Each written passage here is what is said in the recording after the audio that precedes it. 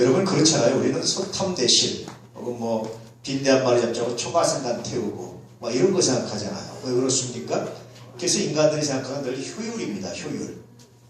얼마나 효과적으로 얼마나 효율, 다시 말하면 투자 대비 많은 것을 얻을 수 있느냐, 이것들이 인간들의 생각이에요. 그런데 제가 보기에 세상에서 제일 효율에 무관심한 분이 한 분 계세요. 도대체 효율하고는 관심이 없는 분이 한 분 계십니다. 그분이 누구냐면 우리 하나님이세요. 저는요, 아무리 생각해봐도 독생자를 내놓으신 게 효과 혹은 효율 이런 면에서는 정말 손해인 것 같습니다. 그뿐이 아닙니다. 늘 말하지만 우리가 여러분 옛날 그 에녹 시대처럼 뭐 969세 무두셀라 시대처럼 그렇게 살아간다면 그것도 사실은 짧죠. 그렇지만 점점점 줄어서 이제 100년도 못 살아는 이 세상을 살아가잖아요. 그런데 이 짧은 세상을 우리가 예수 안에 살면요, 하나님이 영원한 복을 주신다 합니다. 도대체 효율하고는 관심 없는 분이 우리 하나님이세요. 그래서 여러분 사실은 교회도 신앙도 너무 효율을 많이 따지면 안 됩니다. 예전에 제가 어느 교회에서 이렇게 부교육자로 선임됐는데 교육부를 이렇게 담당해서 할 때인데 1년 예산을 천천히 짰습니다. 장로님들이 회의를 하는데 우리가 교육부에 이만큼의 예산을 투입하는데 우리 교회 전체 예산의 거의 10분의 1, 12분의 1 정도를 우리가 투입하는데 효과가 있습니까? 그렇게 물으면서 제가 이제 담당인데 그러는 거예요. 그래서 제가 그때 한 말씀이 하나 있었습니다. 그렇게 효율 따지면 더 이상 이제 제가 심각해서 장로님들한테 쪽이 될까봐 직접적 표현은 안 했지만 우리 아무도 구원 못 받습니다. 그렇잖아요. 여러분 사실은 교회는 99마리를 남기고 한 마리를 찾아놨을 예수님 예컨대 효율이 아니라 하나가 소중한 거예요. 그것이 주님의 관심입니다. 그래서 오늘 성찬에서 얘기하는데 효율로 따지면요 정말 예수님 하나님 손해입니다. 그런데 이 일을 하셨습니다. 정말 왜 그러셨을까? 왜 그러셨습니까 여러분? 사랑이라는 게 그런 거예요. 여러분 사랑을 하게 되면요 효율이 생각이 안 나는 거예요. 사랑을 하게 되면요 이 계산이 줄어들게 되는 겁니다.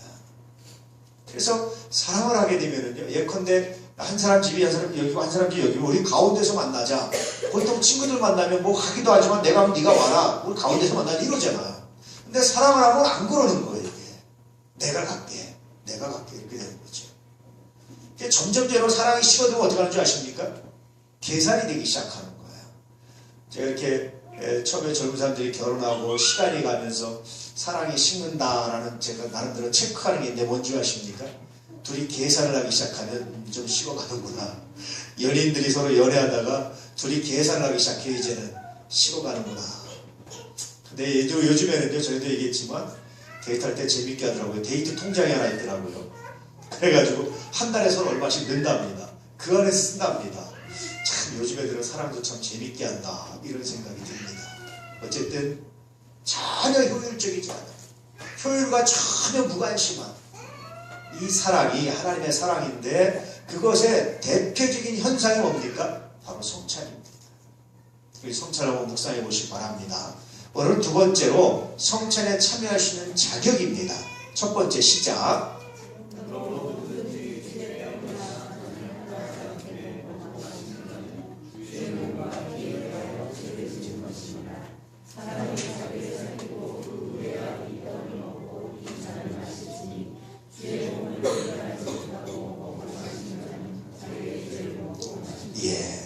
지난주에 성찬을 왜 하려고 그랬죠? 그건 예수님이 제정하셨잖아요. 그러면서 여러분들 말씀드렸지만 아마 우리 저 현관에도 제가 몇 개 걸어놨는데 저것뿐이 아니에요. 혹시 여러분 나중에 기회가 되시면 90년대 이후에라는 논문은 나가는데 90년대 이후에라는 논문 중에 예배개혁, 예배가 변화한다. 예배가 어떻게 올바로 예배드릴까라는 논문을 찾아보세요.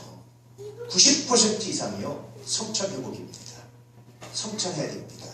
그게 저기 국민일보에 나온 기사인데 제가 오래했는데 그리스도교 목사님 아니에요. 그런데 매주일 성찬했네. 더 심하게는 예배 때마다 한다는 거예요. 이렇게 오전에도 오후에도 예배 때마다 한다는 거예요. 그래야 예배가 진짜 예배가 된다는 거예요. 그래서 여러분 성찬에 참여한다는 것은 정말 놀라운 겁니다. 그런데 이런 성찬에 참여하는데 아무나 참여하는 게 아니라 자격이 있어요. 오늘 말씀해 보니까 자기를 살필 줄 아는 사람. 그래서 여러분 성찬하면은 누구만 참여하라고 그러죠? 세례교인 이상만 참여하시오 이렇게 얘기하잖아요. 사실은 이건 성경이 없어요.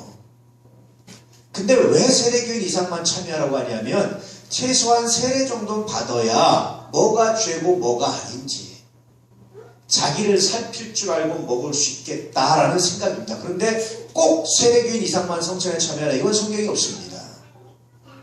나중에 시간이 지나면서 초대교회 이후에 시간이 지나면서 야 이렇게 자기를 살필 최소한의 기준이 어디냐? 세례겠다. 그래서 세례교인 이상을 참여하시오 이렇게 얘기한 거지 꼭 그런 건 아닙니다. 그러므로 여러분 세례 안 받았다가 성찬에 꼭 참석 못한다 이건 아닌 거예요. 내가 세례는 안 받았지만 그러나 내가 뭐가 죄인 줄 압니다. 내가 뭐가 잘못인 줄 압니다. 세상적인 도덕적인 윤리적인 혹은 세상의 법적인 죄만이 아니라 하나님 앞에 죄가 뭔지 압니다. 라고 말하고 고백하고 회개할 줄 아는 사람은 성찬에 참여할 자격이 있다라는 겁니다. 이해되시죠? 그래서 여러분 가능하면 세례받은 사람만 이상만 성찬에 참여하는 것이 사실은 좀 더 안전하지만 그런 혹시 세례받지 않았다 할지라도 나는 내가 하나님 앞에 죄가 뭔지 압니다. 그리고 내가 이걸 회개할 줄 압니다. 라고 말하는 사람들이 성찬에 참여하기를 원하면 성찬떡을 드리는 것이 옳습니다. 오늘 고린도서가 그렇게 말하는 거예요. 그래서 자기를 살필 줄 아는 사람, 다시 말하면 주의 떡이라 합당하지 않게 먹고 마시는 사람, 다시 말하면 자기를 살피고 뭐가 죄인지 뭐가 아닌지를 아는 사람, 이런 사람, 이걸 모르는 사람이 먹으면 문제가 있다. 어떤 문제가 있느냐? 그건 자기의 죄를 먹고 마시는 것과 마찬가지입니다. 오히려 죄 후에 죄가 더해지는 겁니다. 근데 이걸 알고 마시는 사람, 이런 분별력 있게 마시는 사람에게는 이 성찬이 유익이 있습니다. 성찬이 굉장히 놀라운 은혜가 있습니다. 그렇게 말씀해주고 있는 겁니다. 그래서 첫 번째 성찬에 참여하시는 자격은 자기를 살필 줄 아는 사람입니다. 자, 두 번째 구원에 대한 확신 있는 사람입니다. 시작.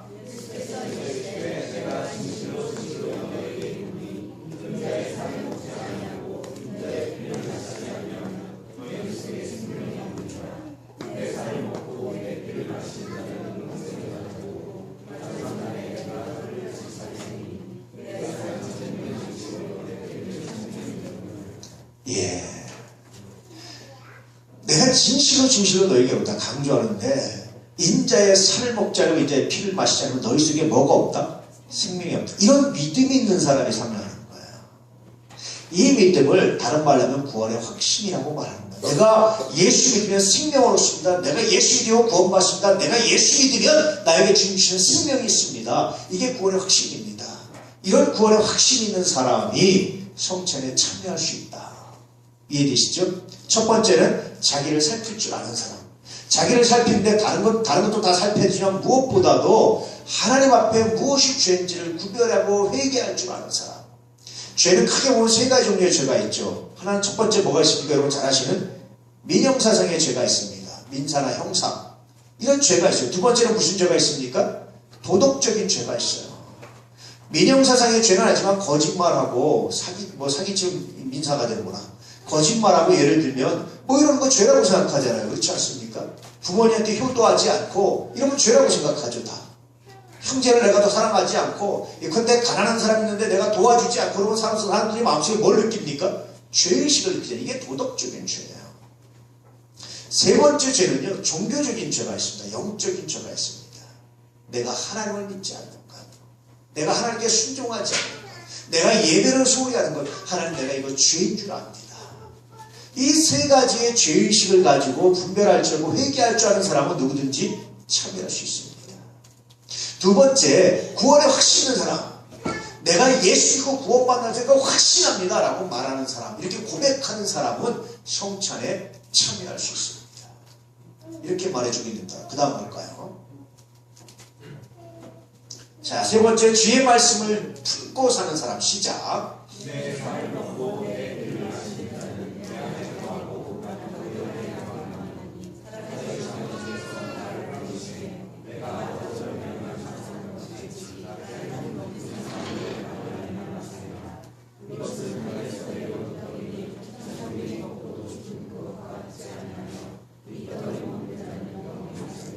저는 말씀은요 참 좋은 게 내 안에 거하고 나도 그 안에 거한다라는 말씀이 너무 좋아요. 그럼 여러분들 말씀드렸지만 하나님이 우리 안에 거하는 방식은 뭐죠? 말씀입니다. 말씀. 그래서 말씀을 품고 산다는 것은 하나님이 우리 안에 거한다라는 거예요. 근데 사람은 늘 말하지만 사람이 이렇게 내 안을 난 속을 다 보여주고 상대 속을 내가 다 보면은요 사랑할 만한 사람이 몇 사람이나 되겠어요. 항상 우리 마음이 항상 우리 마음이 좋고 항상 우리 마음이 변하면서 됐지만 우리 마음은 많이 요동하고 변하잖아요. 그런데 내 마음을 완전히 열어주고도 내 마음이 변하는 걸 알면서 불구하고 실족하지 않고 실망하지 않으시는 거예요. 뿐만 아니라 내가 그분 안에 있어도 전혀 그의 마음을 다 들여보고 알아도 전혀 실족하고 실망하지 않는 거예요. 그분이 바로 우리 하나님이시다. 세상에서 여러분 이런 관계를 맺는다는 건 불가능해요. 사실은. 그렇잖아요. 부모도 사랑하는 부모도 자식을 위해서 화날 때가 있습니다. 제가 아는 어떤 권사님이셨는데 이런 고백을 나는요 우리 애들 키울 때요 나는 갖다 버리고 싶었어요. 낮밤이 바뀌어서 애가 우는데 저도 여기 권시가 있지만 애가 낮밤이 바뀌었었어요. 야 특별 새벽 기도였는데 특별 새벽 기도 나가야 되는데 애가 낮밤이 바뀌니까 정말 힘든 거예요. 이렇게 새벽에 일어나기가 보다 이제 이렇게 새벽에 특별 새벽 기도 차량 운행됐어야 되는데 정말 힘든 거예요. 태어나서 100일 전인가. 야 얼마나 힘들었는지 몰라요. 막 그냥 핑핑 도는 거예요. 아침에 일어나보면 낮밤에 바뀌어서 우니까 근데 100일인지 어쨌든 지나니까 이제 정상으로 돌아왔는데요. 여러분 그 마음을 부모의 마음을 자식이 다 알아보십시오. 그 순간 어떻게 되겠습니까? 믿겠습니까?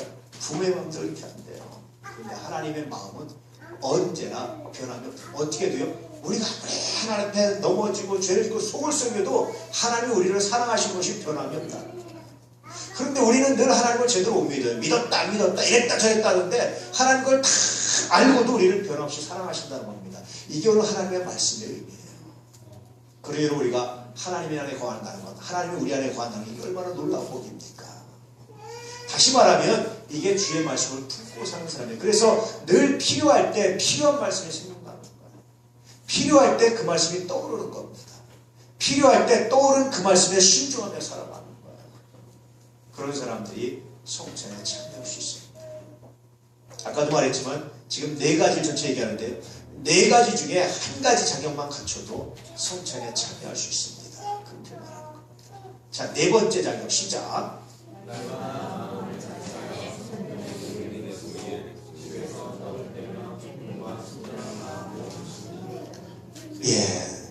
교회 공동체와 한 마음이 된 사람.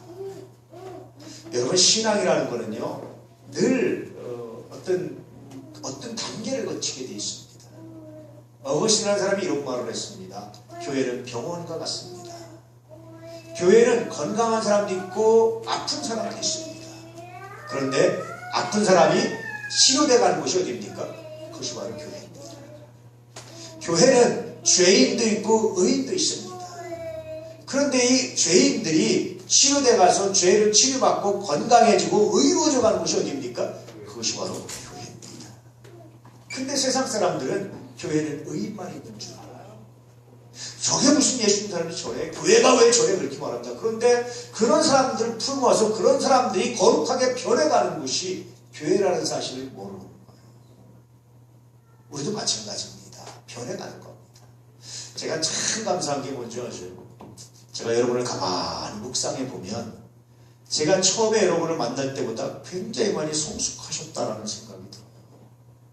그 변화가 얼마나 감사한지 모릅니다. 그 변화가 하나님을 감동시키는 거예요. 교회는 그런 곳입니다. 그래서 그렇게 교회의 공동체와 한마음이 됐다는 것은 그러면 여러분 교회를 믿는 게 아니라 누굴 믿는 겁니까? 하나님을 믿는 거예요. 하나님을 믿는다. 하나님을 믿기 때문에 어디 다닙니까? 교회에 다니는 겁니다. 하나님을 믿기 때문에 설교를 듣는 거예요. 하나님을 믿기 때문에 우리 이렇게 하는 겁니다. 그래서 내가 교회 공동체 한마음이 됐다 이런 사람이란 건 뭐냐면 내가 하나님을 믿기 때문에 이 문제가 있고 죄인들이 모이고 아픈 곳이 있지만 내가 이곳을 사랑합니다 라고 고백할 줄 아는 사람, 이런 사람이 성찬에 참여할 수 있습니다. 실제 초대교회는 그래서요 날마다 마음을 같이해서 성전에 모이기를 힘쓰고 집에서 떡을 떼며 날마다 성전에 오면서 기도하고 집에 가서 그때 당시 성전에서 유대인들 자체적으로 기독교인들 자체가 떡을 뗄 수가 없어요. 성만찬할 수가 없었어요. 그래서 다시 돌아와서 다시 집에 와서 성찬을 하면서 기쁨과 순전한 마음으로 음식을 먹고 나누고 서로 사랑했다. 그런데 이런 공동체도 사도행전 6장에 가보서 보니까 서로 갈등이 생기고 싸움이 생겨요. 나중에 더 보니까 바울과 바나바, 그렇게 바나바 인격적인 사람이고 멋진 사람이고 바울 복음에 사로잡혔던 사람인데도 심하게 다투고 서로 헤어집니다. 재밌잖아요. 그런데도 불구하고 변함없었던 것은 복음이 확장됐다. 또 하나 뭡니까 여러분? 하나님이 그래서 우리의 완전함, 우리의 의롭기 때문에 우리를 쓰시는 것이 아니라 하나님의 사랑으로 우리를 쓰신다는 거. 생각해보면 그런 겁니다. 그런데 제가 한국교회에서 하나 아쉬운 게 있어요. 그건 뭐냐면 교회를 오래 다닌 분들은 그렇지 뭐 그러려니 하고 여기서 개선할 생각을 안 해요. 이걸 바꿔나갈 생각을 안 해요. 내가 변해야 된다는 생각을 안 해요. 내가 변해서 내가 성장해서 내가 자라가서 이런 것들을 축소시키고 치료해야 된다는 생각을 안 해요. 그냥 그러려니 하고 포기하고 살아가요. 그렇지 뭐다 내가 예수 믿는 거지 하고 포기하고 우리 사이 사람 사이에 있는 갈등, 문제, 아픔 이런 것들을 치료하고 성장해 가는데 이걸 포기하고 그냥 방치하고 그래서 이것과 신앙과 전혀 별개인 곳으로 살아가는 경우들을 종종 보면서 너무나 마음이 아플 때가 있습니다. 성찬에 참여한다는 것은요. 교회 공동체가 한마음이 됐다는 것은요. 첫째, 죄를 이해하는 겁니다. 내가 부족하듯이 그의 부족함도 이해하는 것. 두 번째, 이해만 하고 끝나버리고 이해했으니까 된다 끝나고 나는 내가 하나님만 사랑하고 됐지 하고 분리시키는 것이 아니라 그 순간 다시 이해한 것을 다시 고치고 회개하고 바꾸고 성장시키기 위해서 기도하는 건가요. 그래서 여러분 교회 공동체에서 예수도 오래 믿으면 믿을수록 변해야 되는 게 하나 있는 겁니다. 그것은 뭐냐면 사랑이 더 깊어져야 되는 거예요. 이해가 더 깊어져야 되는 겁니다. 은혜가 더 깊어져야 되는 거예요. 그래야 비로소 제대로 살았다라고 말합니다. 제가 오전에 말씀드린 그 할아버지 난 정말 멋진 부부라고 생각합니다. 대부분 노인이 되면요 부부간에 원수가 돼요. 원수가 됩니다. 평생 왼수가 됩니다. 왜 그래요? 서로 포기하고 사는 거죠. 여러분 사이의 갈등은 문제는 사이가 벌어진 것은 하나님께서 뭐 하라고요? 서로 묵상하고 기도하고 서로 헌신해서 좁혀가라고 있는 거예요. 그게 진짜 한마음입니다. 그래서 이런 마음으로 교회를 사랑하는 사람, 이런 마음으로 예수 안에 있는 사람, 이런 사람은 성찬에 참여할 수 있습니다. 그래서 제가 네 가지를 말씀드렸죠. 첫 번째는 어떤 사람입니까? 그렇지, 자신을 살필 줄 아는 사람. 두 번째, 구원의 확신 있는 사람. 세 번째, 품고 사는 사람. 네 번째, 공동체가 한마음이 된 사람. 아니, 저희 형수선생과 효상선생은 언제까지 여기서 이 담당을 해야 되는 겁니까? 청년 몰라서 10년 동안 지금 이 역할을 하고 있습니다. 무릎 옆에 앉아가지고. 우리 권식이, 수정이, 예지가 여기 앉아서 이제 담당을 해야 된다. 재준이 들려와가지고 이제 담당을 해줘야 됩니다. 형들을 언제까지 이걸 하게 할 겁니까? 고맙다, 근데. 그렇지만 여러분, 청년 몰라서 계속 이 자리에서 이거 담당하고 있습니다. 물어보면 답변하는 거. 앞으로 이제 예지, 권식이, 수정이, 재준이 여기 앉아 형들처럼, 오빠들처럼 여기 앉아서 물어보면 답변하는 건 너희가. 내가 어른들한테 물어보고 창피할 수 없잖아. 너희들이 해야지. 알았지? 모를 것 같은 건 내가 너희들한테 물어봐. 알 것 같은 건 어른들한테 물어보고. 그 비결을 알았나? 모를 것 같은 거 물어보는데 앞에 남아서 모를 줄 알았거든요. 앞에 화면에 넘어가서 그랬더니 역시 이렇게 압니다. 알았나? 어? 예지, 재준이? 알았지? 보낼지 모르겠어. 건식이, 수정이 알았지? 여기 앉아서 내가 너희들한테 물어보는, 어른들이 모르는 건 나한테 물어보는구나.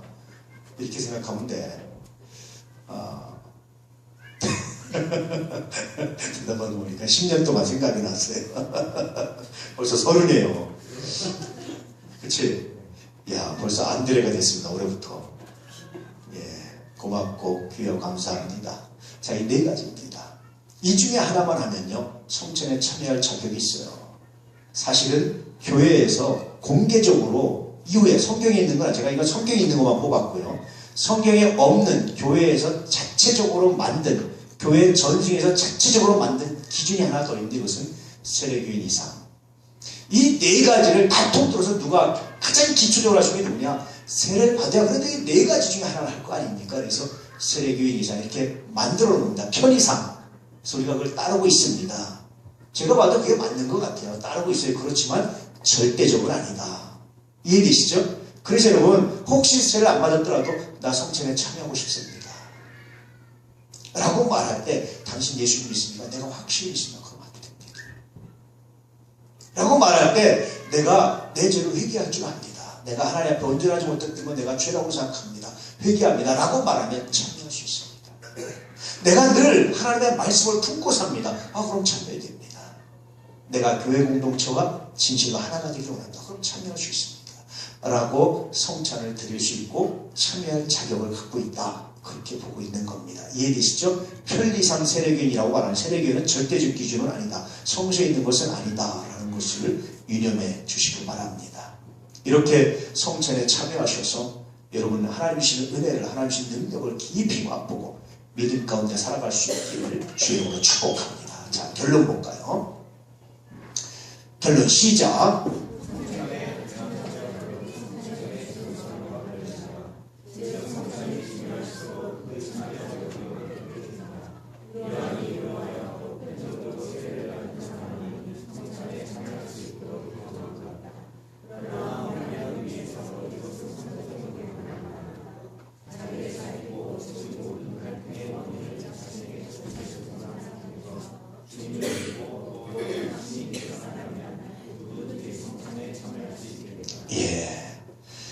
성찬의 참여자를 이렇게 엄격하게 초대교회 때 제한했던 이유는 그만큼 중요하기 때문입니다. 또 성찬이 유익도 되지만 잘못 참여하면 해가 되기 때문에 그렇습니다. 그래서 저도 성찬에 하시할 때 이렇게 멘트를 많이 읽는 것이 돌아보시고 생각해 보시라고 이제 그런 시간을 드리는 겁니다. 그렇게 성찬에 참여하셔서 성찬의 유익을 받아 누리시고 그 안에서 행복을 누리시고 그 안에서 하나님과 참된 교제를 하시고 주의 말씀을 품고 사는 거룩한 은혜가 있기를 축복합니다. 세상에서 가장 비효율적인 것 그렇기 때문에 우리를 위해서 독생자를 내어주시는 분 그분을 묵상하며 그분 안에서 행복한 은혜로운 멋진 삶이 되시기를 주의 이름으로 축복합니다. 기도하겠습니다.